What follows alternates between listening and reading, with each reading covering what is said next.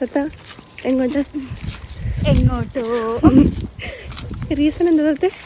റൂമിൽ വെള്ളമില്ല, മോട്ടറിൽ വെള്ളമില്ല. അപ്പോൾ ഞങ്ങൾ എങ്ങോട്ടോ പോകുന്നു. എത്തുമ്പോൾ പറയാം ഇവിടെ എത്തിന്ന്. ഹേ ഗായ്സ്, അപ്പോൾ നമ്മുടെ തത്ത പറഞ്ഞ പോലെ തന്നെ നമ്മുടെ കിടപ്പാടം പോയി. കാരണം നമ്മളൊരു പപ്പിക്കൊന്ന് ഹെൽപ്പ് ചെയ്യാൻ പോയതായിരുന്നു. ഈ പപ്പി കാരണം നമ്മൾ ഇത്രത്തോളം ബുദ്ധിമുട്ടും എന്ന് ഞാൻ വിചാരിച്ചില്ല.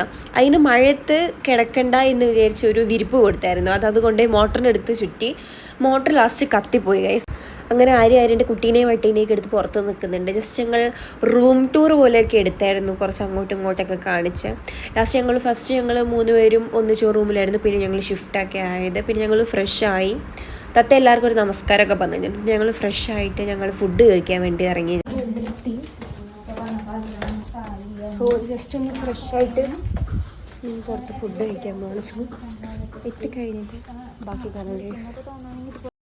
എനിക്ക് ഫുൾ വീഡിയോ എടുക്കാൻ പറ്റിയില്ലായിരുന്നു. എനിക്കൊരു ഗൂഗിൾ മീറ്റ് ഉണ്ടായിരുന്നു, അതുകൊണ്ട് ഞാൻ കുറച്ച് വീഡിയോ എടുത്തിട്ടുള്ളൂ. ഈ ഗായ്സ്, നമ്മുടെ പപ്പി നമുക്ക് നല്ല അഡാറോടി പണി തന്നു. രാവിലെ അവൻ ചിരിച്ചോണ്ട് നിൽക്കുമ്പോൾ ഇത്രത്തോളം ഞാൻ പ്രതീക്ഷിച്ചില്ലായിരുന്നു. എൻ്റെ തലേന്ന് പോകുന്ന മുടിയുണ്ട്, നല്ലോണം കൊഴിയുന്നുണ്ട്. ഓക്കെ, അവൻ ചിരിച്ചുകൊണ്ട് കളിച്ചുകൊണ്ടൊന്നും ഞാൻ ഇത്രത്തോളം പ്രതീക്ഷിച്ചില്ല. പപ്പി കാരണം നമ്മുടെ മോട്ടർ അടിച്ചു പോയി ഗൈസ്. അതുകൊണ്ട് തന്നെ നമ്മൾ നമ്മുടെ ഹോസ്പിറ്റലിൻ്റെ തന്നെ റൂമായിട്ടുള്ള വേറൊരു റൂമിലേക്ക് നമ്മളിപ്പോൾ ഷിഫ്റ്റ് ചെയ്തു. സോ നമ്മളിപ്പോൾ അവിടെയാണ് ഉള്ളത്.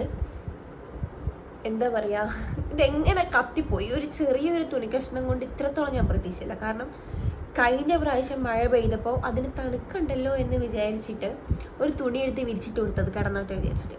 ആ ജന്തു അത് കടിച്ചുകൊണ്ടേ മോട്ടറിൻ്റെ ഇടയിൽ ഇടുന്ന് ഞങ്ങൾ വിചാരിച്ചത്. അങ്ങനെയാണ് സംഭവം.